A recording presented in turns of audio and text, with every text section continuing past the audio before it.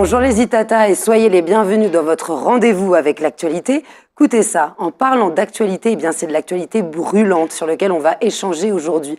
Si je vous dis environnement, climat et puis aussi gestes simples, gestes citoyens, peut-être pensez-vous à cet événement qui aura lieu ce samedi 5 avril, la 4e édition du Déclic Matinique. Pour nous en parler aujourd'hui, j'ai l'une de ses fondatrices, Matinique L'Heureux. J'allais dire ça, dis donc, Martine oui, L'Heureux. Ça sonnait bien aussi. C'est très similaire, ça vous irait bien. Bienvenue sur le plateau. Merci beaucoup. Alors, 4e édition, vous êtes une passionnée, vous tenez le bon bout. Là, on sent que vous avez envie de convaincre, vous avez envie de faire avancer les choses.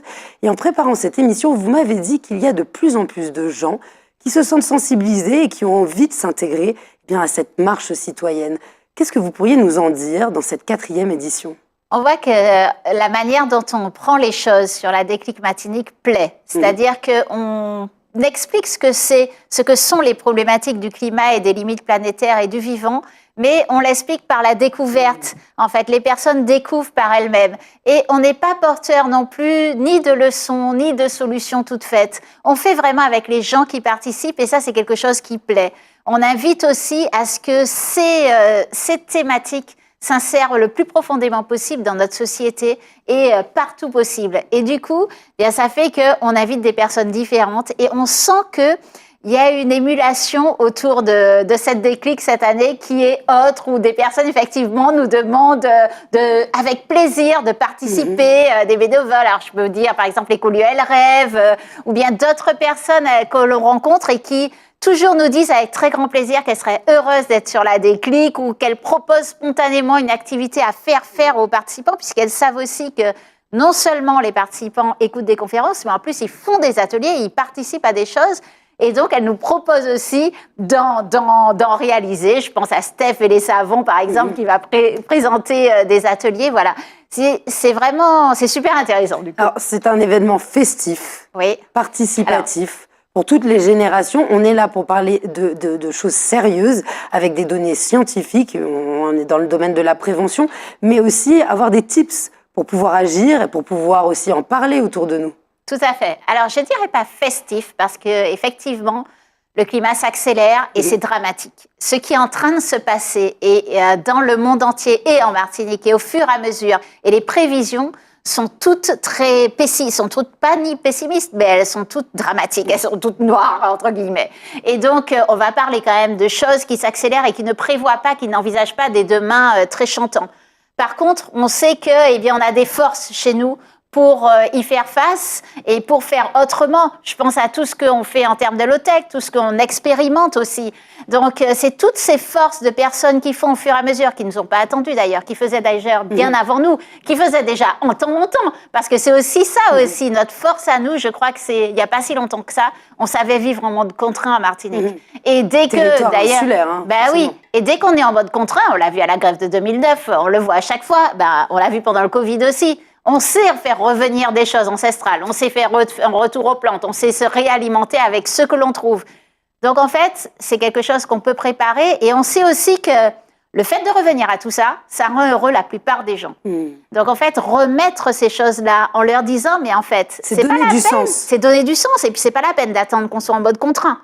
Le fait de faire comme ça au fur et à mesure, non seulement ça nous rend plus heureux, en meilleure santé et en plus ça nous permet de répondre aux enjeux. Et cette anticipation, la programmer ensemble, c'est aussi regarder vers un avenir commun. Se dire, je fais preuve de résilience, mais dans une humeur optimiste, même s'il y a un effet dramatique, mais on est dans le même bateau et du coup, on pense de manière communautaire et non plus individualiste. Et c'est aussi ça, le beau projet. Et oui, on ne peut pas être résilient seul. Alors, il y a deux choses qui sont importantes. On ne peut pas être résilient seul. On ne peut pas être résilient en restant dans un entre-soi. C'est-à-dire qu'avec certaines personnes qui pensent exactement pareil et qui vont aller du coup vers les mêmes, avoir envie des mêmes choses pour résoudre un certain nombre de problèmes. Et c'est pour ça aussi la déclic. La déclic, c'est pour emmener ces sujets-là à toute la population, de manière à ce que vraiment en retour à la fois nous qui sommes, qui agissons auprès des collectivités et des entreprises, mais à la fois au niveau des experts qui font la science au quotidien en Martinique, eh bien, donnez-leur, partagez-leur votre expérience, vos questions, parce que c'est ça en fait qui va nous faire avancer ensemble et nous faire dire en fait que, eh bien voilà, tout ce que peut penser la société une fois que elle prend conscience des enjeux. Et à ce moment-là, effectivement, on peut avoir envie de choses différentes. Et ces choses différentes, eh bien, on le propose à chaque fois de les mettre sur la table. Donc c'est pour ça qu'on décline souvent en deux parties. Là, la première partie, ça va être une prise de conscience. Et le climat, c'est en train de s'accélérer de manière très forte. Et on le voit avec les événements extrêmes qui arrivent de par le monde. Hein.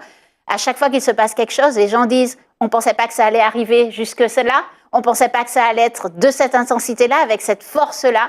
Donc, tous ces éléments-là, on les remet à la fois dans les événements extrêmes, mais aussi au quotidien.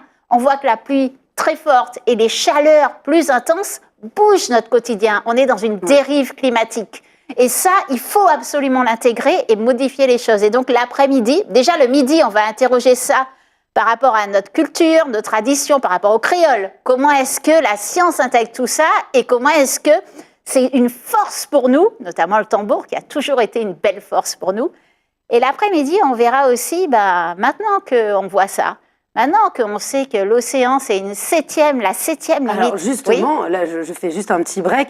Vous allez rebondir, vous parlez d'océan. Vous avez choisi de suivre cette thématique de l'année de la mer, des océans, de l'eau, de sa présence et aussi de son impact et les interactions que l'humain a forcément avec la belle bleue. Vous l'avez intégré dans les différentes activités de la journée. L'océan est absolument au cœur de tout. Et il faut absolument que se rende compte. C'est un de nos amis et alliés les plus puissants. C'est le berceau de la vie, mais aussi le cœur de la vie. Si l'océan dysfonctionne, absolument toute la machine dysfonctionne. Et l'an dernier, 2023 et 2024 ont été des années très très chaudes au niveau des océans. Les scientifiques ne réussissent pas à expliquer exactement pourquoi c'est monté autant. Pourquoi jusqu'à fin 2024, ça a continué à monter autant et tous les impacts derrière que ça a occasionné. L'océan vivant, il fonctionne. Un océan mort, ça ne fonctionne pas. Donc c'est pour tout ça qu'il faut absolument remettre les choses au cœur et puis comprendre que tout se passe depuis la Terre, qu'entre terre et mer, il y a nos mangroves, et qu'également qu'il y a le vivant dans l'océan. Il est précieux. Vous parlez de vivant, vous parlez d'environnement. Le lieu que vous avez choisi pour l'ensemble de la journée, là, on n'est pas dans la mer, on est à Tivoli. Mais quelle énergie se dégage de ce lieu-là? Ça fait plusieurs années que vous y êtes. Pourquoi? À l'écolieu de Tivoli, parce que c'est un lieu qu'il devrait y avoir partout en Martinique. Dans tous nos quartiers, il devrait y avoir un lieu comme ça. C'est un lieu où on y trouve plantothèque médicinale et nutritionnelle. C'est un lieu où on cultive en système intégré. C'est un lieu où des personnes se sont mises ensemble pour travailler, apprendre et se partager à la fois des choses ancestrales de plusieurs cultures et les mettre ensemble pour faire avancer les cultures. Et c'est un lieu aussi très apaisant parce qu'il comporte plusieurs zones. Donc il y a toute cette zone cultivée et ensuite expérimentale parce que c'est un lieu où on expérimente à chaque fois. À chaque fois qu'on y va, on y trouve des choses différentes dans ce lieu. Et quand on suit les berges de rivière ensuite, on est happé par la présence de la rivière, par la présence des arbres, par la fraîcheur qui s'y passe. Il y fait très bon vivre. Donc quand on y va à cette journée, à la déclic, eh bien c'est une expérience aussi sensorielle, vous le dites. On va apprendre des choses, on va parler de sujets qui sont graves, qui fâchent pour certains, qui vont sensibiliser les autres, parce que c'est aussi émouvant de savoir qu'on risque pour même les générations futures et pour nous-mêmes, parce que là on parle même de quelques années, une dizaine d'années, même pas, on le ressent.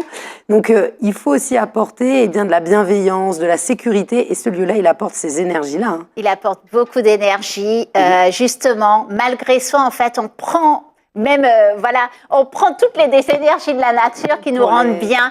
Bambouman nous a fait un slam où il dit à la fin, venez prendre les vibrations thérapeutiques de la Bamboo Music. À la fin de la journée, c'est ça? Exactement, il clôture par un concert. Et c'est vrai que ces vibrations du bambou, il fabrique tous ces instruments en bambou. C'est les vibrations qu'il va dégager, mais aussi toutes les vibrations que vous aurez prises de la part de tous nos partenaires, tous les bénévoles qui seront sur place et toutes les activités que vous pourrez soit expérimenter.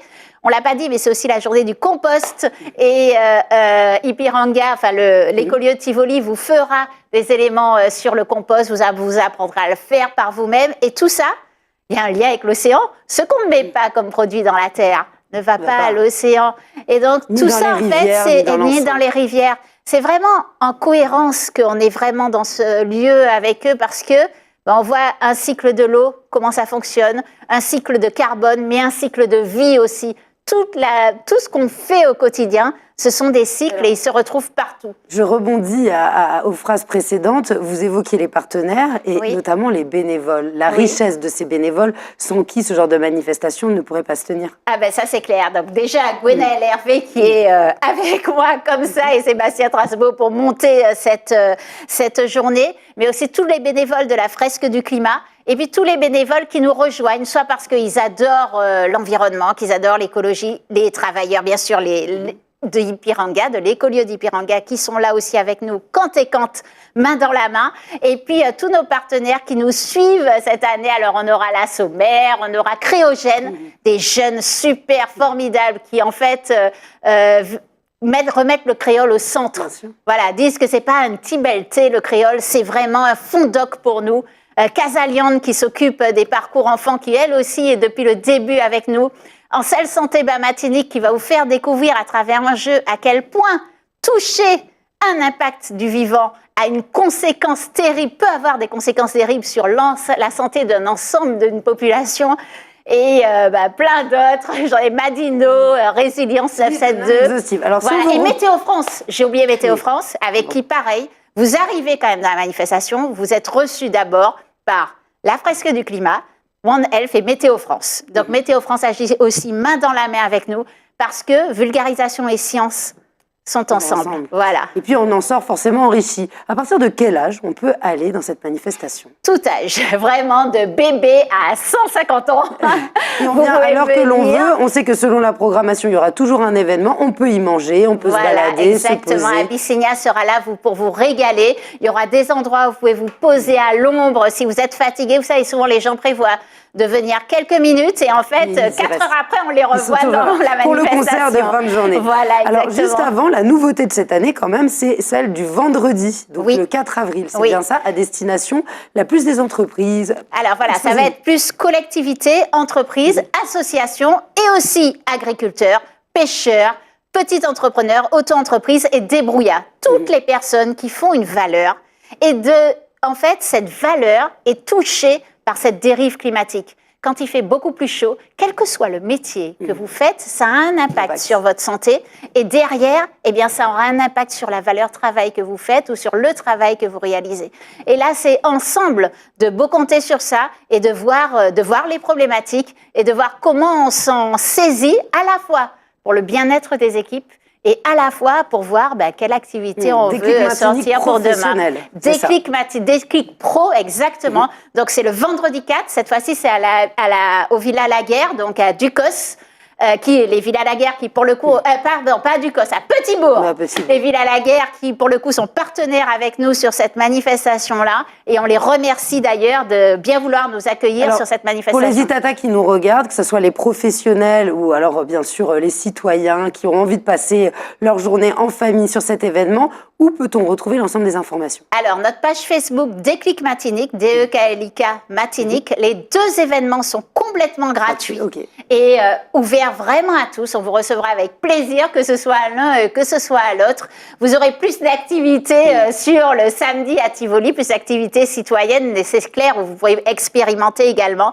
Mais nos échanges seront aussi fructueux. Oui, et puis en plus, le fait d'avoir un côté plus professionnel, c'est intégrer ce que vous dites, les connaissances dans la manière d'exercer un travail ou dans la stratégie d'entreprise, qui est encore différent à la vie citoyenne. C'est exactement ça. L'an dernier, on avait fait un moment à l'intérieur de la Déclic citoyenne qui était réservée aux professionnels, qui avait beaucoup plu. Et c'est pour ça que cette année, on a voulu séparer, parce que pour expliquer les problématiques et passer les problématiques d'une autre manière, en les traduisant, sur comment financièrement ça se traduit sur mon compte de résultats, comment dans les délais par exemple, pourquoi est-ce que je vois mes délais de temps augmenter et est-ce que je peux prévoir un compte de résultat qui sera exactement le même ou 3% de plus comme on a l'habitude de le faire l'année prochaine ou dans 2 ans? Si j'ai envie de lancer mon activité, de quelles contraintes je dois... des conseils pragmatiques des conseils et pragmatiques, concrets. mais aussi territoriaux, c'est-à-dire qu'on est tous dans le même bateau. Et donc les collectivités Il faut qu'elle soit là parce que il faut qu'ensemble on pense des plans d'adaptation et des plans d'adaptation qui tiennent la route. Et l'ADEME sera également, qui est notre partenaire pour les 2 journées, sera présente à la Déclic Pro pour parler financement. Donc, si je veux agir dans la transition écologique, eh bien, à quel financement je peux soulever notamment. Mais aussi pour parler des expériences qu'ils ont sur notre territoire, de l'aillanage à travers les collectivités sur notre territoire qui sont super importantes. Alors, le rendez-vous est pris. On a bien dit, ce sont les réseaux sociaux, Internet, pour retrouver l'ensemble des informations. Je rappelle que c'est le 5 avril et le 4 avril pour les pros. Bien sûr, 4e édition de la Déclic Martinique à l'écolieu de Tivoli, de 8h à 17h30. Alors, si on a envie de la fraîcheur du matin, on y va le matin. Ou alors l'après-midi avec ses amis, son compagnon et sa famille. Merci beaucoup, Martine L'Heureux d'avoir été parmi nous. Là, j'ai pas fait d'erreur.